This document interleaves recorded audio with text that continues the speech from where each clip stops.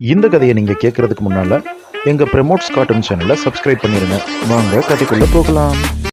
ஒருவரை ஒருவர் குறை கூறுவது தவறு. ஒரு ஊரில் இரண்டு நண்பர்கள் இருந்தனர். ஒருவர் சலவை தொழிலாளி, இன்னொருவர் மண்பானைகள் செய்யும் குயவர். இரண்டு பேருமே ஒரு அரசரிடம் வேலை பார்த்து வந்தனர். இந்த நிலையில் ஒரு நாள் இரண்டு பேருக்கும் இடையே சண்டை ஏற்பட்டது. அவர்கள் தங்கள் குறைகளை தாங்களே தீர்த்து கொள்ளாமல் அரசரிடம் ஒருவரை பற்றி ஒருவர் குறை கூறிக்கொண்டிருந்தனர். மண்பானை செய்யும் குயவர் சலவை தொழிலாளியை அரசரிடம் வசமாக சிக்க வைக்க வேண்டும் என்று எண்ணி அரசரை பார்த்து இவ்வாறாக கூறினார்.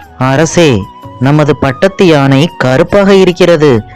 யானையை சலவை தொழிலாளியிடம் கொடுத்து வெளுக்கச் செய்ய சொல்லுங்கள். அப்பொழுதுதான் நமது ராஜாங்கத்திற்கு அழகான யானை கிடைக்கும்.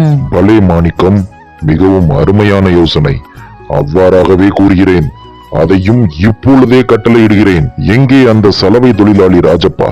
அவனை இப்பொழுதே இங்கு அழைத்து வாருங்கள். அந்த அரசர் மிக பெரிய முட்டாளாவார். அவ்வாறாக அவர் கூறியவுடன் காவலாளிகள் ராஜப்பாவை அழைத்து வந்தார்கள். ராஜப்பா, வந்துவிட்டாயா? காவலாளிகள் அரசரின் ஆணை என்று கூறி உடனே வர சொன்னார்கள்.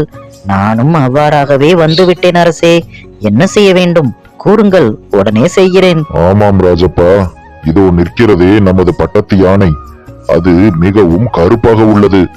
மாணிக்கத்தின் யோசனையின்படி அதை வெளுத்து நன்று அழகாக்கி கொடு. அந்த ராசப்பா மாணிக்கம் தன்னை அரசரிடம் மாட்டிவிட்டார் என்பதை சரியாக புரிந்து கொண்டு இவ்வாறாக பதிலளித்தார். அரசே, கவலை வேண்டாம். யானையை வெளுத்து விடலாம். அதே போல அழகாகவும் ஆகிவிடும். ஆனால் யானையை வேக வைக்கும் அளவிற்கு பெரிய பானை ஒன்றை அந்த மாணிக்கத்திடம் செய்து தர சொல்லுங்கள். அப்பொழுதுதான் என்னால் வெளுக்க முடியும். ஓ, அப்படியா ராஜப்பா? சரி, நீ சென்று நாளை வா.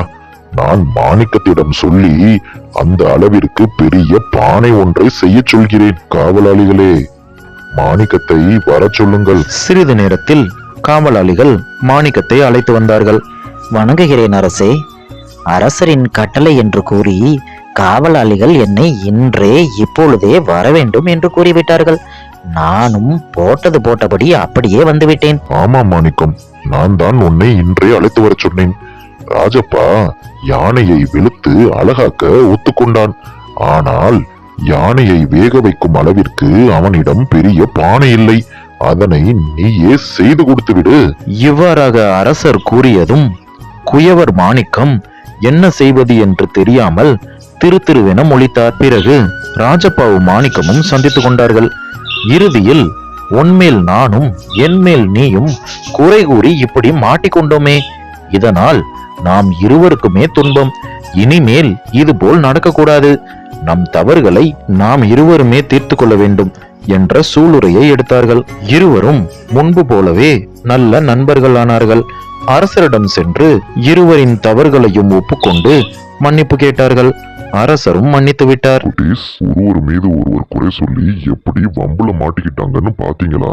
அடுத்தவங்களை பத்தி குறை சொல்லாம நம்ம வாழ்க்கைய நாம நல்லா வாழ்ந்தாலே போதும். நல்லா இருப்போம், நல்லதையே செய்வோம். இந்த கதை உங்களுக்கு பிடிச்சிருந்துச்சுன்னா மறக்காம எங்க பிரமோட்ஸ் கார்ட்டூன் சேனலை சப்ஸ்கிரைப் பண்ணிருங்க. அப்படியே இந்த வீடியோவையும் லைக் பண்ணி விட்டுருங்க. பாய்.